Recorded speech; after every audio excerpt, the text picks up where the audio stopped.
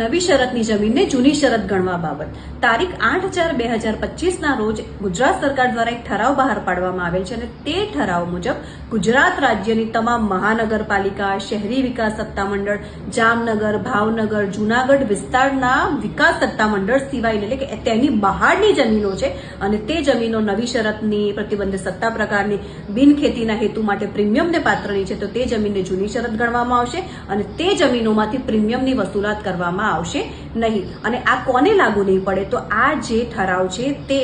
ટોચ મર્યાદામાં જે જમીન આવતી હોય તેમને, ભૂદાનની જમીન, સહકારી મંડળીઓને સાંથણી હેઠળ જમીન મળેલી હોય તે લોકોને આ લાગુ પડશે નહીં. પણ જો સાંથણી હેઠળ વ્યક્તિગત રીતે લોકોને આપવામાં આવેલી હોય જમીન તો તેને 15 વર્ષ પછી તે ઓટોમેટિકલી જૂની શરતની ગણવામાં આવશે. અને આ જે ઠરાવ છે તેની નોંધ મામલતદાર સાહેબશ્રી દ્વારા પોતાના દ્વારા જ પાડવામાં આવશે અને જે જમીનો લાગુ પડે છે ને તે જમીનોની અંદર લાગુ પડવામાં આવશે અને તેમાંથી જે નવી શરત પ્રતિબંધિત સત્તા પ્રકાર બિનખેતીના હેતુ માટે પ્રીમિયમને પાત્ર લખેલું હશે ને તે દૂર થઈ જશે અને તેની જગ્યાએ જૂની શરત લખાઈને આવશે. જમીન તથા મિલકતને લગતી કોઈ પણ સમસ્યા હોય તો તમે વિરા સંકોચે મારો સંપર્ક કરી શકો છો. જય ભારત, જય ગરવી ગુજરાત.